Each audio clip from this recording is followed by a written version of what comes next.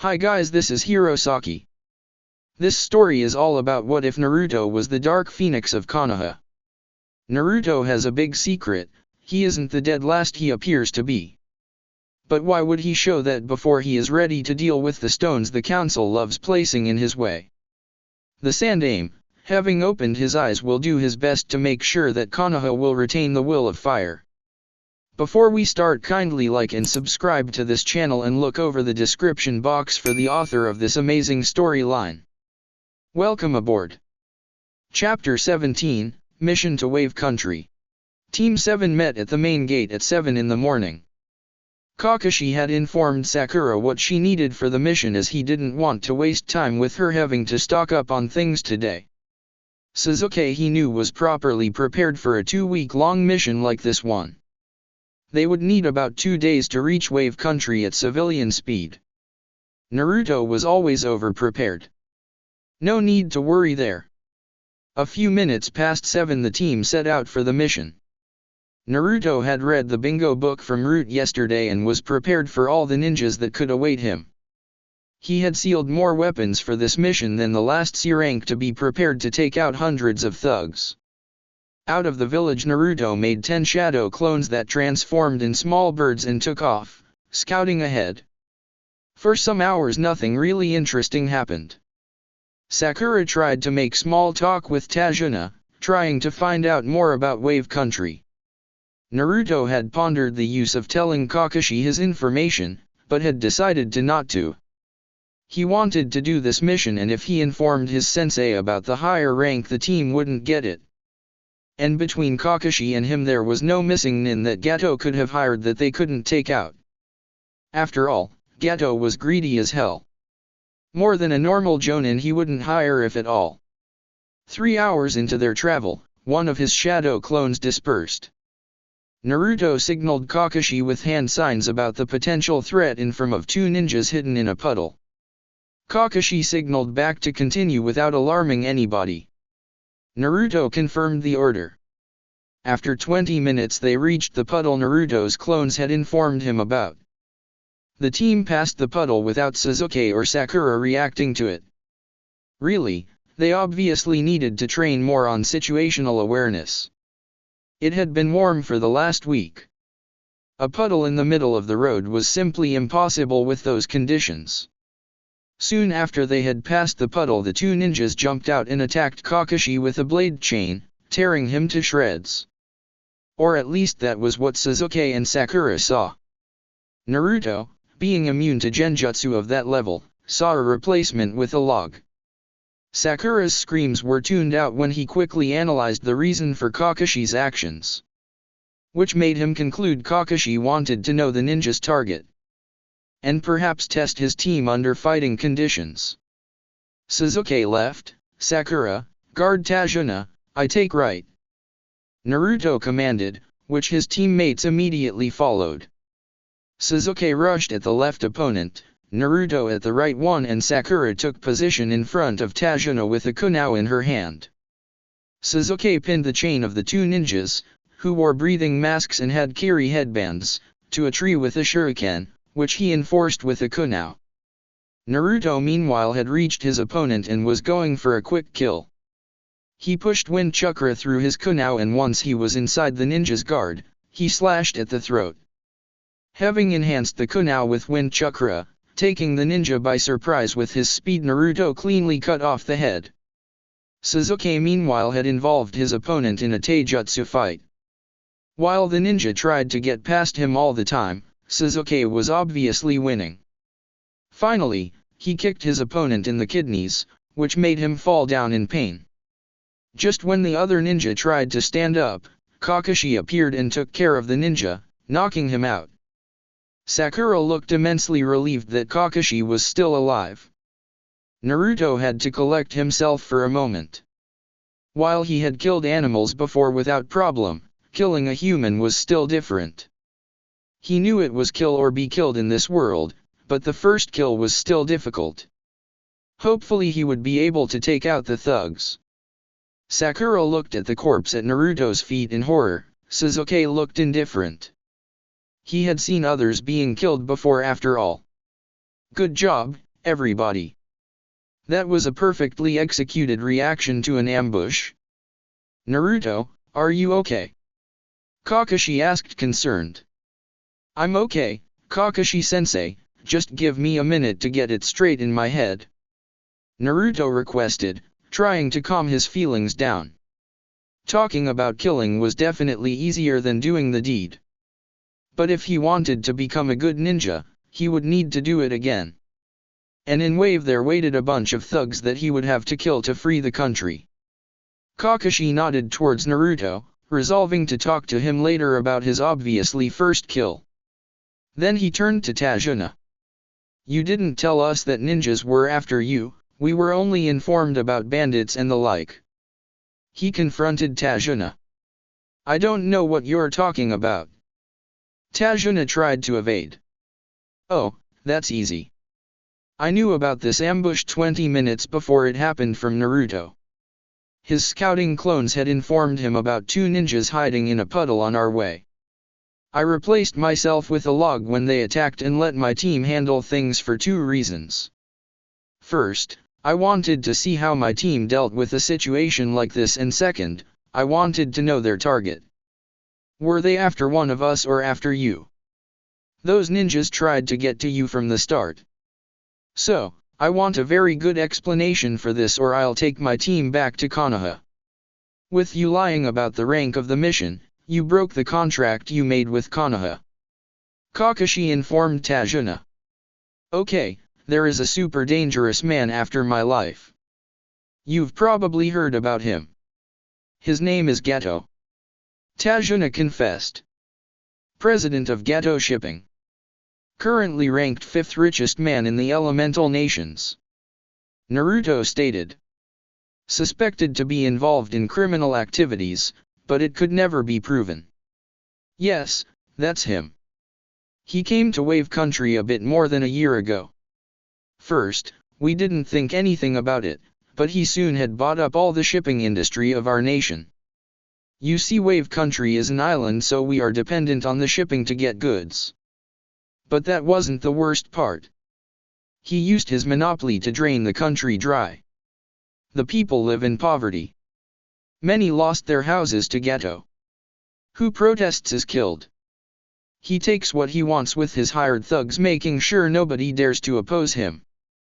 His shipping business covers his criminal activities. He deals with drugs, alcoholics, rare goods, even slaves. Everything that brings him money. The only thing he fears is the bridge I'm building. If I finish my bridge, Wave Country can break his monopoly and get back to strength. Tajuna said. But why didn't you just tell the truth? Kakashi asked.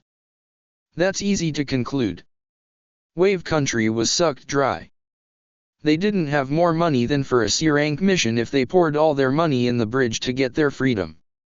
I guess in the recent past Gato had tried to take Tajuna out so that he sneaked out of the country with all the money the people could get together to hire a few ninjas.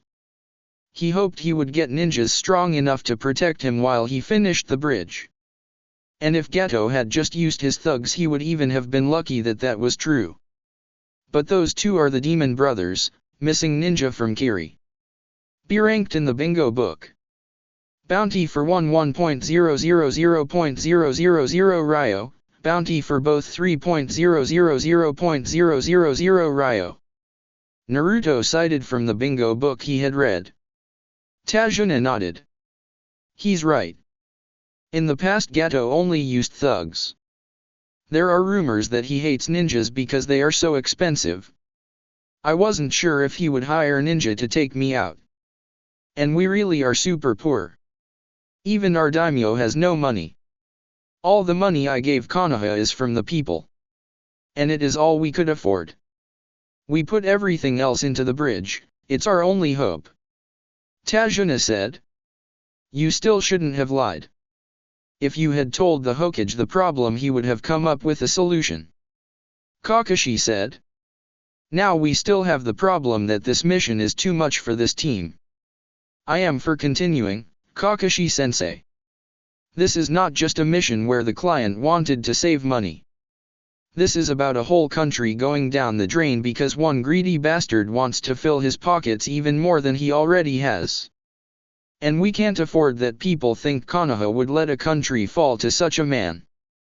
We are strong enough to continue. Naruto said. Humph, Naruto is right. We are strong enough, I vote we continue. Sasuke said, already thinking about what kind of fighting experience he would get. Sakura looked unsure, but she didn't want to disappoint Sasuke. And the people of Wave obviously needed help. I agree, she said. Kakashi looked at his team. He knew this was the best genin team that could have got the mission. Naruto was practically a jonin in all but title. Sasuke probably low chunin level, and Sakura after 2 months of rigorous training was a normal genin. But she could stay in the back and be support if a fight started. He wouldn't need to protect all of them like they were real genin. You are aware that if we continue, our next opponent won't be chunin level, but more likely a jonin like me? He asked. All three nodded. Naruto calm and determined, Sasuke determined, and Sakura a bit worried, but still determined to continue. All right, we will continue. But once Wave Country gets back to its feet, you'll have to pay the difference to the mission rank this will develop into. Kakashi told Tajuna. Of course, thank you so much, he said gratefully. Naruto sealed the head of Miizu, whom he had decapitated, in a scroll to collect the bounty later on. Kakashi decided that just leaving Gozu here, bound until the Umbu could collect him, was too risky. Naruto, do you have prisoner scrolls in your repertoire? He asked. I would need to make it, but I can do the seals. I guess you don't want to risk him escaping when he can be a good source of information? Naruto asked. Indeed, Kakashi said. Naruto nodded, took a blank scroll out of his backpack, took his sealing equipment and began drawing. Sasuke and Sakura for the first time saw how good their teammate was with Fuinjutsu. They had never really seen him create a seal from scratch. To say they couldn't avoid being impressed was an understatement. Damn it, boy, you could think you were one of the Uzumaki of old. Tajuna said. I am an Uzumaki, Tajuna. Naruto answered, finishing the seal by pushing chakra into it. A real Uzumaki? But your hair is blonde, not red. Tajuna exclaimed. I don't know my parents, but my mother was an Uzumaki. That much the Hokage could tell me. Naruto said. What is so special about the Uzumaki? Sakura asked, clueless. Kakashi looked at her strangely. Don't tell me they cut that important part of history out of the teaching plans of the academy. Kakashi said. Huh? What do you mean? Sakura asked. Okay, impromptu history lesson. Before the Third Great Ninja World War, Konoha had a sister village called Uzushio. It was located in the former land of Whirlpools, an island nation close to Wave Country. The leaders of the village were the Uzumakis. That clan was known all over the elemental nations for three things: their longevity, their skills in Kenjutsu, and their incredible skill in Fuinjutsu. The Senju clan that founded Konoha and the Uzumaki clan that founded Uzushio were distant cousins. Konoha won the Second Shinobi War because we had the Uzumakis on our side.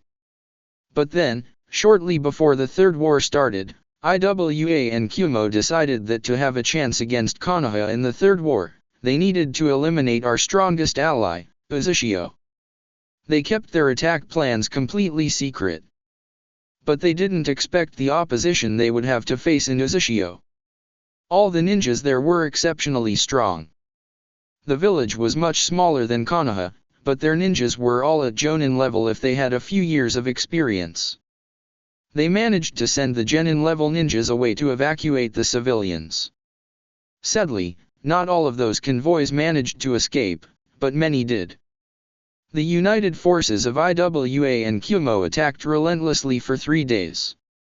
Konoha ninjas were on their way to assist Uzushio, led by Minato Namikaze, the Yellow Flash and Kushina Uzumaki, the blood-red habanero, or outside of Konoha the Red Devil.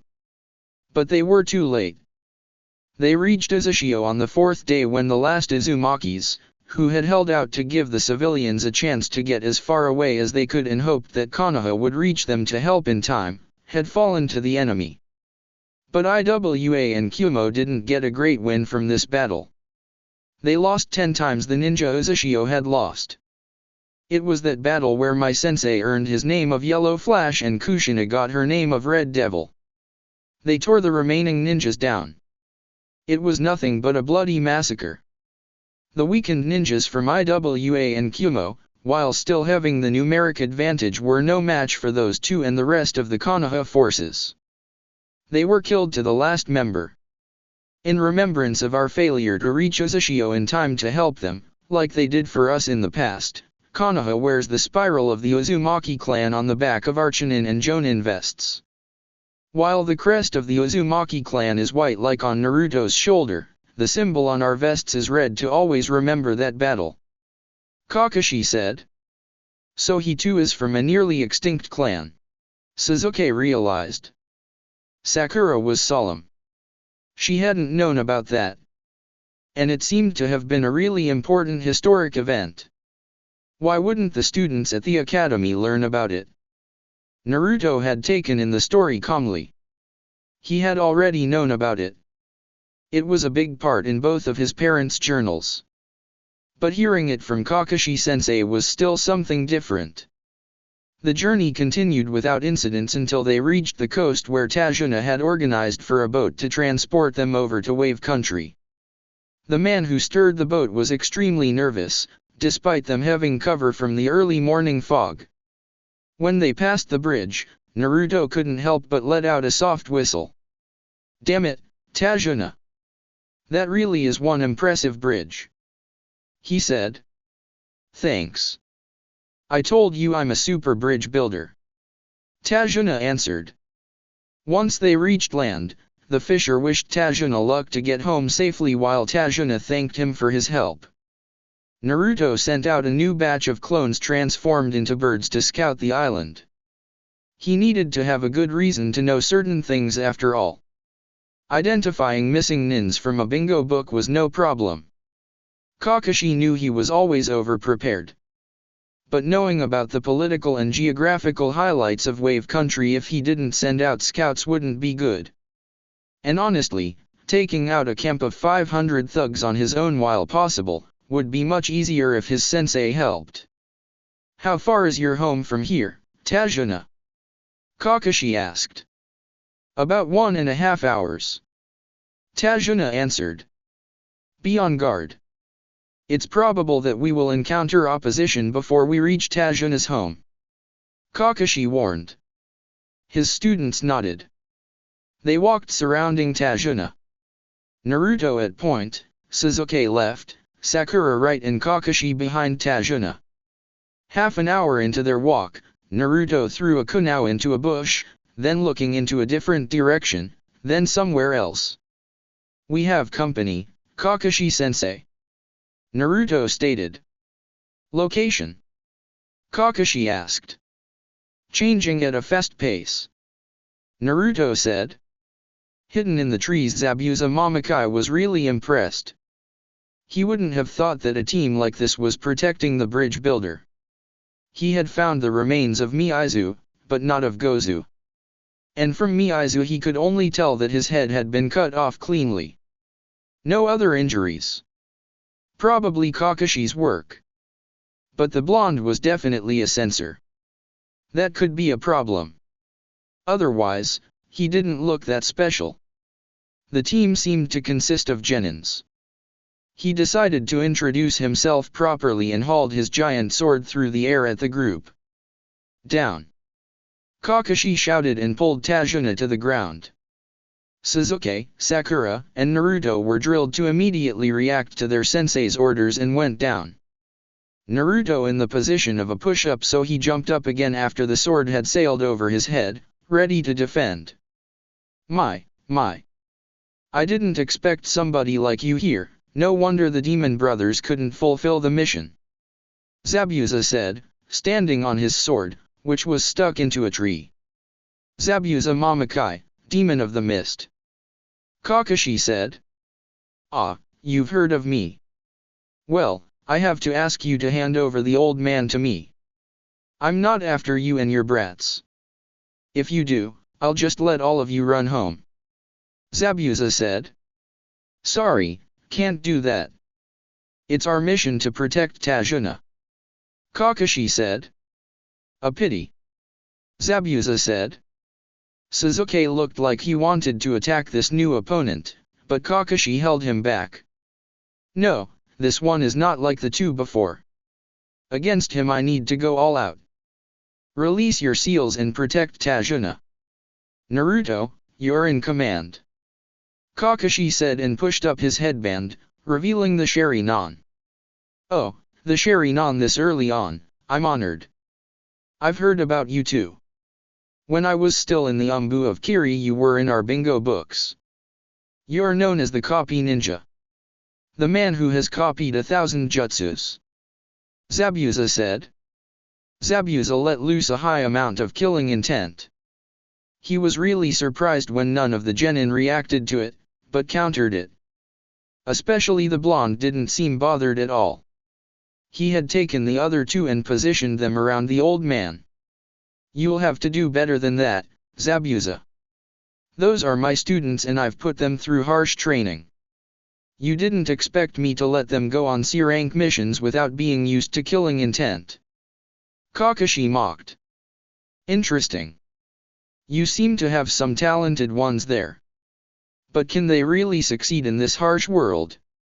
Were they scared when you killed Miizu? Zabuza asked. Huh? What is he talking about? You killed that ninja, Naruto? Sakura asked. Don't give up sensitive information, Sakura. Naruto hissed back. Wait, the blonde brat killed Miizu? No way. Miizu was a chunin and in a team with Gozu really dangerous. Zabuza exclaimed. Release. Naruto just quietly said, letting his resistance seals go completely. Ah, so these are not your normal genin? Or Miizu was just careless? Would make sense. Zabuza pondered. He jumped from his position on the sword, taking the sword with him in the action and landed on the water. Hidden mist jutsu. He said, creating a field of mist. No, not like this. Naruto said and flew through a bunch of seals himself. Wind release. Spring gale. He declared and a strong gust of wind came up and blew the mist away. There is no way I let him use his silent killing technique. Naruto said. Kakashi nodded, rushing at the revealed Zabuza. Annoying blonde brat. Doesn't he like to wear his chunin vest? Zabuza asked, taking on Kakashi openly now. He isn't chunin yet. But that will only be the case until the next exams. Kakashi said. No way that brat is a genin. I mean, what kind of games is Konoha playing? He attacked with his sword, intent on cutting Kakashi in two. That boy is a censor, can use wind element and obviously did his homework. Why is he still genin? That is nothing you should worry about. I'm your opponent. Kakashi said and countered every single attack Zabuza used. Both jonin used tricks, clones, replacements and ferocious taijutsu to get the advantage against the other. Then Zabuza got in a kick, Kakashi flew towards the water, but threw a bunch of Makubishi nails on the ground to stop Zabuza from pursuing. He righted himself in the air and landed easily on the water. But as soon as he landed, the water sprang up, trapping him in a sphere of water. Now I have you. Zabuza said. And your little team won't have any chance against me, once you're dealt with. As long as they didn't make it into my bingo book, they're not worth being called ninja. When I was their age, I already had massive amounts of blood on my hands. While Sakura especially was shocked, Naruto and Sasuke remained calm and concentrated. Kakashi looked for a method to get out of here. He could use lightning element to fry Zabuza, but that would also weaken himself, and he didn't know if the jutsu was kept by a water clone or Zabuza himself. But obviously he needed worry. Naruto was again taking action. Shadow Clone Jutsu, he said, and posted 20 clones around Tajuna, Sasuke, and Sakura. Keep watch while I get Kakashi-sensei out, Naruto said. Sasuke nodded. He knew that if one of them had a chance to get their sensei out of the water sphere, it would be Naruto. As much as he hated being second best to the blonde. And then Naruto disappeared faster than he ever did before. Zabuza just had time to parry the hit with the tanto the blonde was wielding. Fast, he brought out. This is nothing, Naruto said, and vanished again. Zabuza was now concerned and made 10 water clones. But only 10 seconds after he had made them, they were destroyed and the water splashed back into the lake he was standing upon. And he couldn't see anything. Damn, that brat was faster than most jonin. He needed to evade a fast flurry of strikes with that demmed tanto, which was seemingly chakra conducting and channeled the blonde's wind chakra. And the blonde knew how to use it. He barely managed to keep up the water prison. But when he glimpsed back, he saw Kakashi not being inside anymore, but a cloud of smoke. Instead, Kakashi and the blonde brat stood opposite of each other, going through a chain of hand seals each. Water release, water dragon jutsu, they both exclaimed, and 2 water dragons raced at Zabuza. He just managed to dodge the 2 dragons, cursing under his breath. That wasn't part of the plan. Going up against 2 jonin. And one of them obviously a speed devil. He now was at a massive disadvantage. While he could take on Kakashi while utilizing his silent killing technique, the blonde made that jutsu useless. Additionally, you couldn't underestimate a Sharingan. Kakashi was famous for a reason. But now Kakashi seemed to have another idea how to take him out. He went through a few different seals. The blonde was covering the way to the land where his shadow clones and the other 2 were protecting the bridge builder. He needed backup. He had hoped to keep Haku out of this, but it didn't seem to be possible. He gave a secret signal that told Haku to intervene. Lightning release, lightning torrent, Kakashi exclaimed. Ice release, ice dome. Another voice sounded and a dome of ice appeared around Zabuza and a second figure. So, you had an accomplice hidden. I wondered if he really was a Kiri hunter nin, but that answers the question, Naruto said. So you knew. Well, nothing else to be expected from a censor type, Zabuza said, glad that Haku had blocked the attack. Haku, take out the blonde. I'll take Kakashi, Zabuza said. Haku nodded. Naruto, stop holding back and go all out, Kakashi ordered. You sure? Naruto asked. Yes. If Zabuza trusts this ninja to have his back, you can be sure he is strong, Kakashi said. Understood, sensei, Naruto said. Haku attacked Naruto fast, but Naruto was faster. While Haku went at high chunin speed, Naruto could go high jonin speed. Both boys peppered the other with senbons, shuriken, and kunao. Naruto deflected all of the ones sent his way, but Haku was hit a few times. None of the senbons managed to hit a vital area, but Naruto knew the poison would soon do its job. Ice release, 1000 needles of death, Haku said, creating a dome of ice needles that shot at Naruto. Water release, water encampment wall. Naruto countered the move and the needles just managed to be caught in the barrier of water. So you're a water element too, Haku said. You know that I can use both wind and water, but ice I've never seen.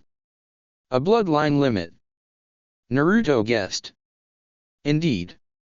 Which means you have no chance to win against me. Haku said. Ice release, demonic ice mirrors. A dome of ice mirrors surrounded Naruto and the water under him froze as well. He looked around and saw Haku in all of the mirrors. Now you are doomed. Not even Zabuza-sama can break this jutsu. Haku confidently said. We will see, Haku. Naruto replied calmly. Then he was attacked from all sides by senbons. He deflected most, but some got stuck in his legs. A speed technique. You switch positions from one mirror to the other faster than I can see. But it's no time-space ninjutsu. Naruto analyzed. Haku was shocked, and without the hunter nin mask Naruto would have seen it on his face. How could he analyze the jutsu so quickly? Wind release, great breakthrough. Naruto said, and not only blew away the next barrage of senbons, but also managed to make a dent into the mirror. Chakra strengthens the mirrors. That must cost you a shitload of chakra to keep up. Naruto commented. That doesn't matter, Naruto. Before I run out of chakra, you'll be dead. So you should just give up and hand over the old man.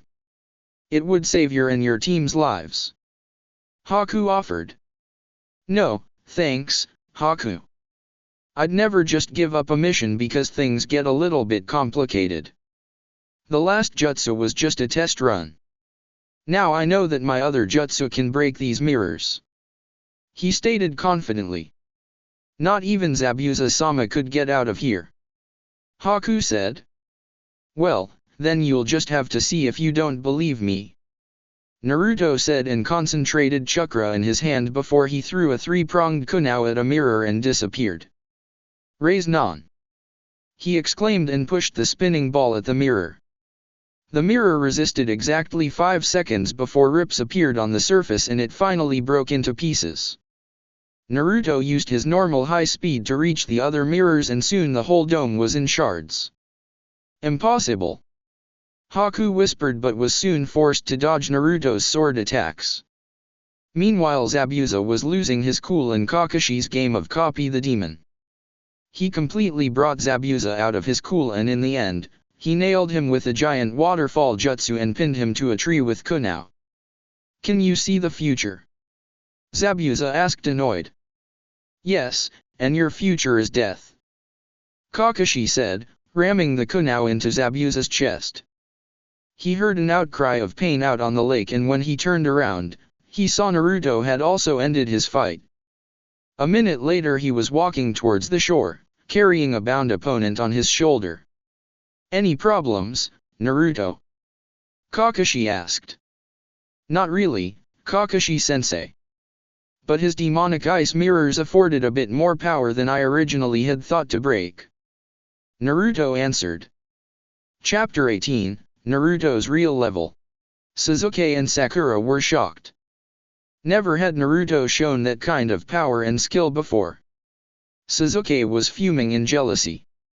How could Naruto be that strong? How could he become that strong? What the hell? How can you be so strong? Sakura yelled at Naruto. Training. The blonde answered. Why are you still a genin? Sasuke asked, trying to suppress his jealousy. Naruto sighed. He had hoped to avoid that discussion for a bit longer. Problems with the civilian council.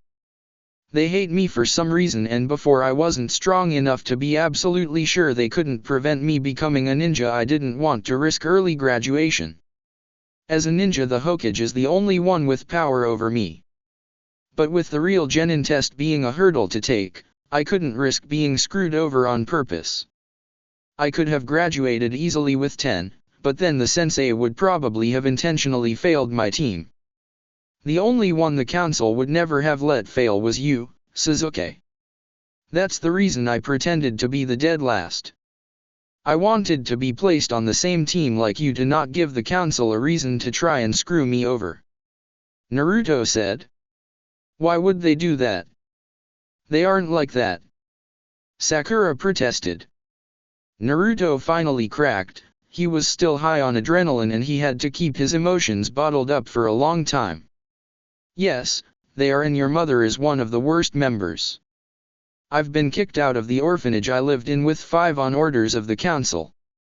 I've been denied proper service in nearly all stores on orders of the council. I've been tried to be denied entrance to the academy on orders of the council, but as it is the ninja academy, the Hokage could simply order them to let me in there. The teachers tried to sabotage me on orders of the council.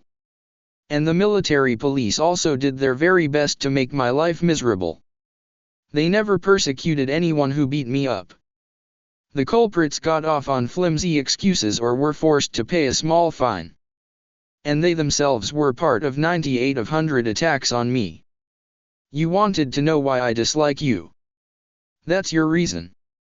I can barely tolerate you. But I think holding children responsible for the sins of their parents is wrong. Naruto said icily, sealed the captured Haku in another prisoner scroll and walked away. He's lying.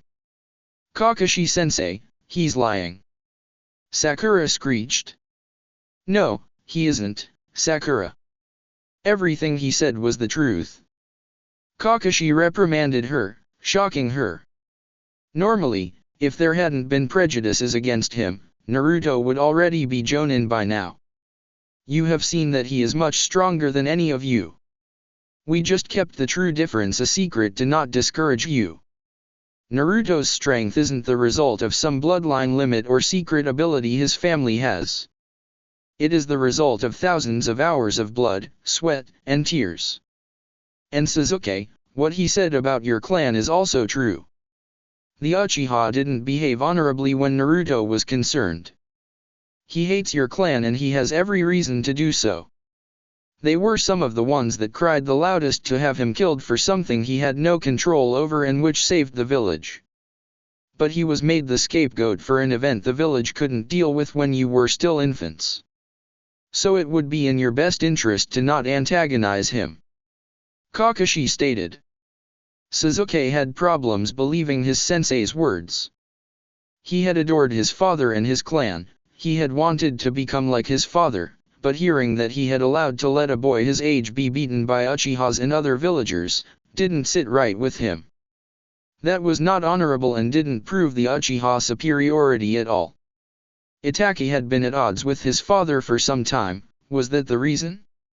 When he had been little and Itachi had still been his nice big brother, he had once told him about a lonely little boy, whom he had protected by a mob of drunk villagers on the day of the Kyuubi festival. Was Naruto the boy? Itachi hadn't mentioned the boy's name, only that he didn't deserve how he was treated in the village. During their time at the academy, he hadn't spent much thought on Naruto. He had been the class clown, the dead last who couldn't even properly do the transformation jutsu. But yet here was the same boy, fighting on par with an elite jonin like Zabuza and taking out a strong ninja like that boy with the mask in a one-on-one fight like it was nothing. That masked boy was at least high Chunin level from what he had seen. And Kakashi had said Naruto was Jonin level. Damn, things were really screwed up. But perhaps Naruto was the one who could understand him. He was as lonely as him, was working hard for his goals, whatever they were, and his clan had also been massacred in the past. He was the sole survivor of the Uzumaki clan. Damn, this threw his whole perception of things apart. Kakashi then had a small bout of exhaustion which was cured by a seal Naruto took from Kakashi's pouch and placed on his neck. After a minute Kakashi was back to normal, if a bit more tired than usually. Tajuna led the subdued team to his home. While the revelations about the blonde's past had been unsettling, he knew he was safe as long as this team was close by. The rest of the journey went without further incidents. Once they reached Tajuna's home, the old man introduced them to his daughter Tsunami. She was very happy that her father had made it back safely and had got such strong protection. Kakashi-sensei, I need to tell you some things my clones found out. Naruto said, once Tsunami has disappeared into the kitchen and Tajuna had gone to change his clothes. The scouting clones.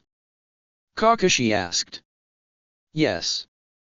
I had them fly over the whole island to get an idea of the situation here. The villagers' situation is even worse than Tajuna described. Children are homeless on the streets, begging for some food, but nobody has anything to spare.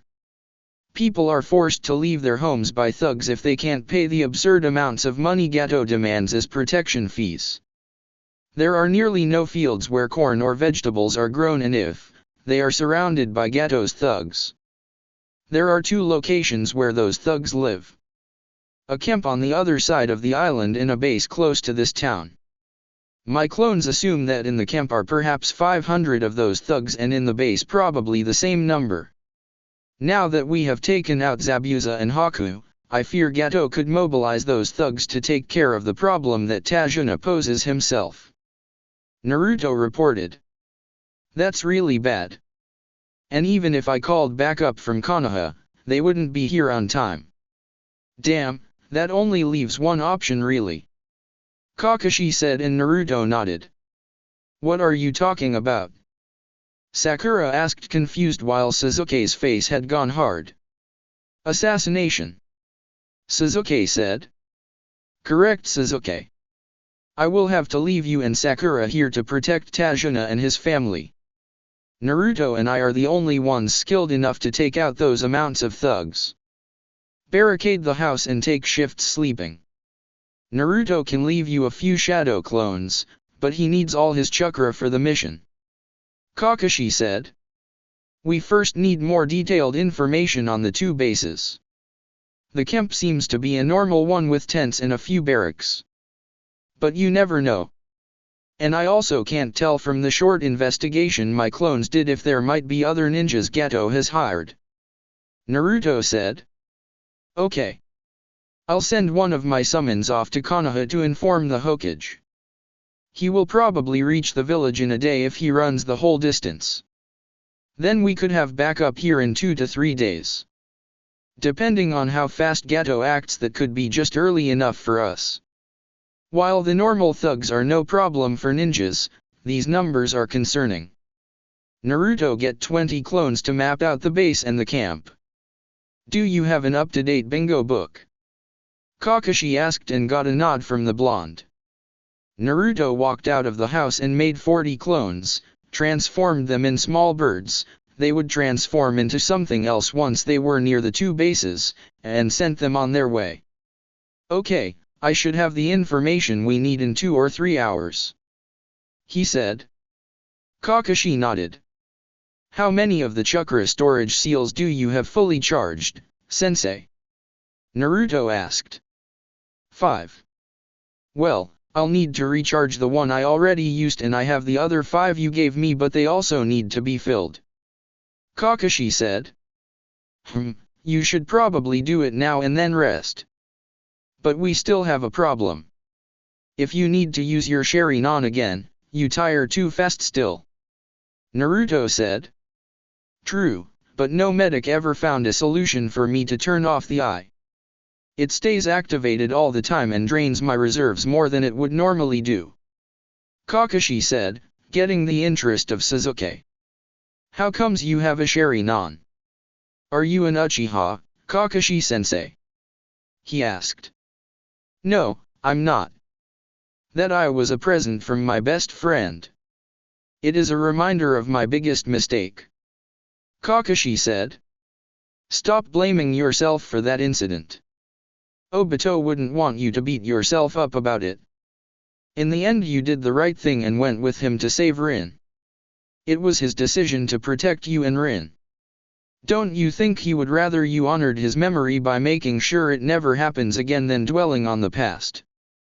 Naruto asked. You know? Kakashi asked. The journal. Yes. He wrote the whole incident down. He never blamed you. He was proud how you turned around and always protected your comrades. Naruto confirmed. Thanks, Naruto. Kakashi said. The whole discussion went over the heads of Sasuke and Sakura. What are you talking about? Sakura asked, annoyed. That one day you have to stop living in the past and look into the future. Kakashi said. He didn't further explain it. Naruto got the feedback from his clones 3 hours later and meditated half an hour to process it all. Then he made 2 more clones. One started drawing a map and the other took out the bingo book to look up the pages with the ninjas he had identified in Gato's hideout. The original started eating a ration bar. Once he was done with the bar, he went to Kakashi. "We have a small problem, Kakashi-sensei," Naruto said. "What kind of problem?" Kakashi asked. "Well, for one, my clones found out that Gato never planned on paying Zabuza. He intended to double-cross him as soon as Tajuna was dead. But he had 3 other ninjas there. Ninjas with IWA headbands.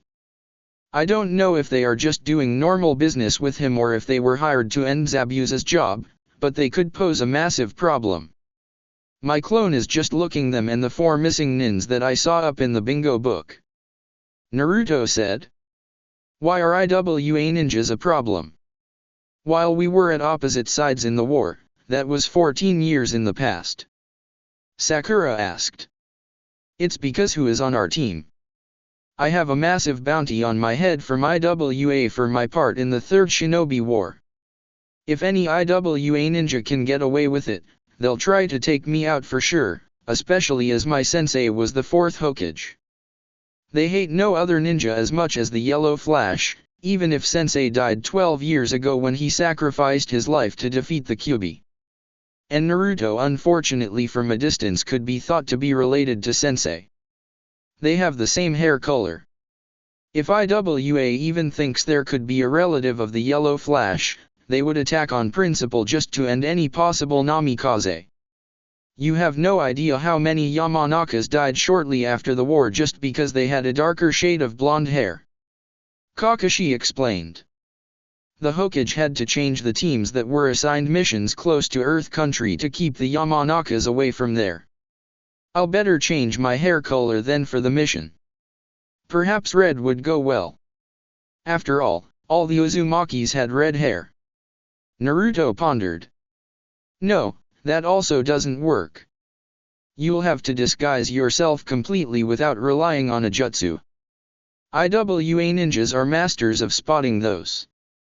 Was a major problem in the war." Kakashi refused the idea. "Okay, full body disguise it is then. Good that I have something like that in my spare clothes," Naruto said. Kakashi knew which attire that was. It was Naruto's Dark Phoenix disguise. But as long as he didn't use the name, that shouldn't be found out. Sasuke was deep in thought. Kakashi might have played it down, but was there a relation between Naruto and the Yondaime Hokage? Their faces were somewhat similar, but the faces on the Hokage monument weren't that good for comparison. He tried to remember the photo in the Hokage's office, but he had never really paid attention to it. Probably he would have to wait until they returned to Konoha to compare the two. If Naruto was a relative of the Yondaime, it would be best to not be on his bad side, besides the fact that Naruto was already Jonin in all but name. Naruto's clone came into the room and showed them the bingo book entries. "I found who the most important ones are. Tomoharu Hasukiya, 39 years old, Jonin from IWA, A ranked. Specializes in wide area earth jutsus. War veteran. Bounty 15.000.000 Ryo. Known to be brutal against anybody connected to the Yondaime Hokage. Ichikawa Sansetsu, 21 years old, Chunin from IWA, B ranked. Specializes in earth-enhanced taijutsu. Said to have a body armor comparable to granite. Bounty 1.500.000 Ryo. Holds a grudge against Konoha for the loss of both parents in the Third War. Mikako Kamizuri, 24 years old, Jonin from IWA, B ranked. Specialized in insect-based jutsu comparable to the Abarame clan. Bounty 3.800.000 Ryo. Known to have sworn to kill the copy ninja. Those are the 3 from IWA. Then there were these three that are normal missing nins or missing nins that went to another village. The clone said and showed them three other pictures. Aoyuro Kusho, 25 years old, Jonin for MAME. Missing nin from Konoha for treason, including theft of the sword of the Nidame Hokage. B ranked. Specialized in shooting senbons from an umbrella and kenjutsu using the sword of the lightning god. Bounty 5.000.000 Ryo. Kimiro Ino, 19 years old, former Chunin from Kiri, B+ ranked. Missing nin. Bloodline limit of poison touch. Anybody who is touched by her on bare skin is poisoned and if not treated immediately dies if not immune against the type of poison used. Bounty 9.000.000 Ryo. Known to work with Zabuza Mamakai. Sani no Gunaba, 20 years old, former Chunin from Kiri, A ranked. Missing nin. Bloodline limit of steel release.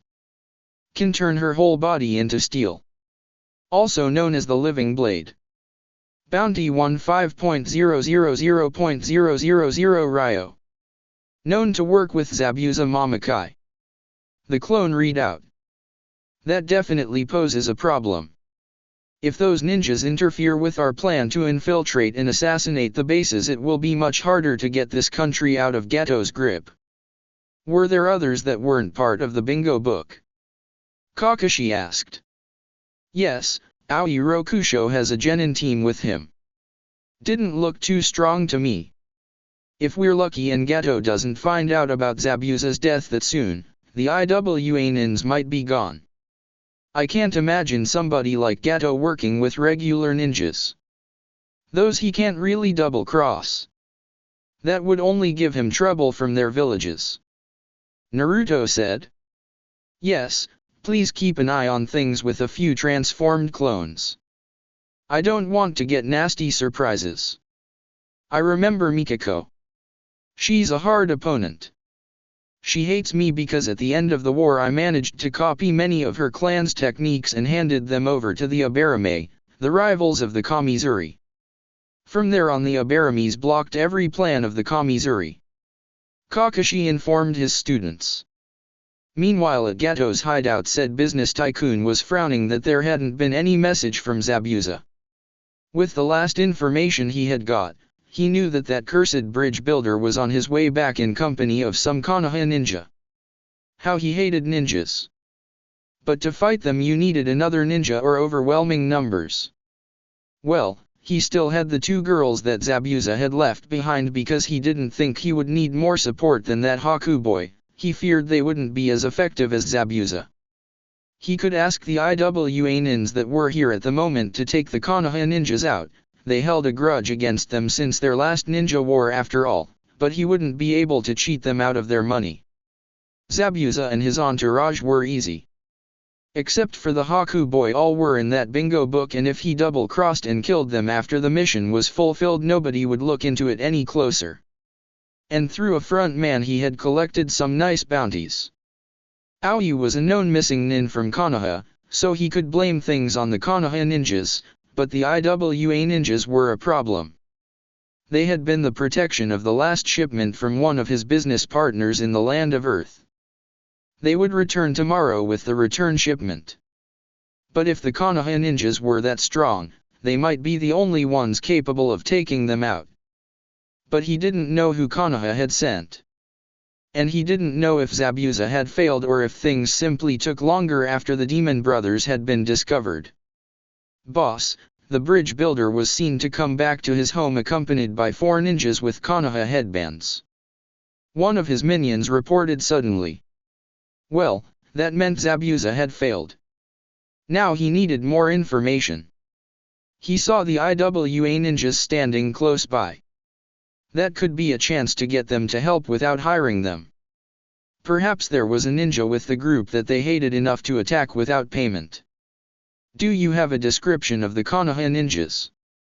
He asked, looking for that bingo book he had organized. While he hated ninja, it was always advisable to know your enemy. Yes. There are 3 kids, 2 boys, and 1 girl, perhaps 12 or 13 from what they look like, and one man. The man has silver, spiky hair, and his face is mostly hidden with a face mask and his headband over one eye. The man reported. What? A loud scream from the female IWA ninja came. Seems like I am lucky and she has a grudge. That could work out well for me. Gato thought. Do you know that ninja? Gato asked. Do I know him? Of course I know him. That is that dem copy ninja, Kakashi Hatake. Oh, what a nice coincidence. Now I can fulfill my promise and kill him. Painfully. She said, cackling. Mikako, don't be hasty. Our job is to protect the shipment. We need to find out more to see if it is advisable to act. While I wouldn't mind getting rid of his student, we need to still do our duty. What do the kids look like? If there are some kids from important clans that Tsuchikage might not mind if we returned a bit late. The leader of the team, Tomoharu, said. Tomoharu, why hesitate? There is only one team and with how it sounds it's only Kakashi in a genin team. He will be busy protecting the kids and not fight at full power. And I also heard he slacked off the past few years and is nowhere near his former level. Mikako argued. No reason to be careless. Kakashi Hatake is a formidable opponent. If the opportunity offers itself, you can go after him. Now how do the kids look like? Tomoharu asked. The three look like normal kids to me. The girl a bit on the thin side. She has pink hair in a ponytail and wears a red shirt, black tight shorts and a red skirt. On her back was a white ring, perhaps a clan symbol. The first boy has black hair that looks like a duck butt, blue shirt, white shorts, lower legs covered with white bandages. A red and white fan on the back of the shirt. The second boy has spiky blonde hair, long black pants with dark red bandages on the bottom, dark gray shirt over a dark red one with a dark red vest. Couldn't see any clan signs as I wasn't close enough. The man who saw the group told them. That could be profitable. The black-haired one is the last Uchiha and the blonde one probably a Yamanaka. Two of the important clans of Konoha. I haven't heard about the girl's sign, probably civilian background. Alone the Uchiha in combination with killing Kakashi would be worth it. Okay, we will go after them. Let them feel safe. After Zabuza failed against them, they'll probably be on guard for 1 or 2 days, after that they'll lower their guard a bit. We can afford to wait 3 days before we strike. Mikako, you wanted Kakashi, you can have a go at him, but Ichikawa will have your back. I'll get the 2 boys and then support you. Tomoharu said. Yes. Count your days, Kakashi, they will end soon. Mikako cheered. Nobody noticed a small black mouse vanishing in a cloud of smoke. Shit.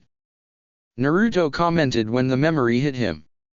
Let me guess, the IWA nins will come after us. Kakashi said.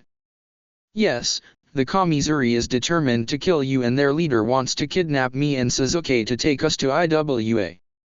They think that I'm a Yamanaka and know he's an Uchiha thanks to the family crest on his back. Naruto said. Any plans when the attack will happen? Kakashi asked. In 3 days. They want to lure us into feeling safe before striking. Naruto answered. Okay, that could be enough time to take out Gato and his thugs if we do this the right way. And messages from your clones that spied in the camp? Kakashi asked. Nothing bad. Only your normal thugs there. Except for their numbers we can take them out easily. Kakashi nodded.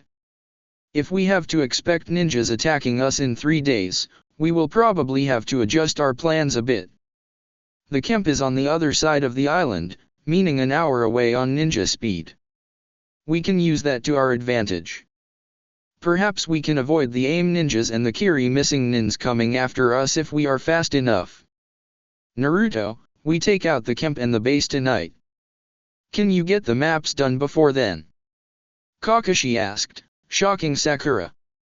They are being drawn by my clones at the moment. I can leave the camp to a group of 500 clones. In the dark they wouldn't be seen if they slip into the camp transformed. Once I have one clone close to every thug, I can simply kill them. That shouldn't take more than a minute once the clones are in position. Naruto informed Kakashi. That will probably be our best bet. Without a ninja in the camp the thugs are easy prey, and with your shadow clones you could make that a fast deal. Do you have chakra storage seals for yourself? Kakashi asked. 10 fully filled. I'm good in that regard. The only thing I fear is that if we act now the Iwanins could get the idea to strike earlier. While I can fortify the house with seals that will take them at least 20 hours to break through, that will still be a narrow thing, hoping for the reinforcements from Konoha. My suggestion is to take out the camp early tonight and the base early in the morning. That way we can win a few precious hours. That would also give me the time to set up the seals. Naruto said. That makes sense. Can you make some chakra storage seals for Sasuke and Sakura? I want them to have at least one for emergencies. Kakashi said. No problem, sensei. Naruto said and put 2 clones to work on that. Boss, the map of the base is ready. A clone shouted. Good. Now let's see. Kakashi said, taking the map from the clone. The planning of the attack was going pretty well. The only thing that interrupted things was Naruto having to tell Inari just why his attitude was dead wrong and fatalistic. While his harsh words were hard on the boy, Kakashi knew he needed to hear them. Kakashi made sure to inform Inari just why Naruto had said what he had said and how hard his life had been, and that he didn't just give up, but worked to overcome his problems. By now Naruto was the strongest in his age group. Inari had a lot to think about after that talk. That's it for this reading. Hit like and subscribe for a free ticket pass going to the different worlds of anime fanfictions. Looking forward to having you on board again.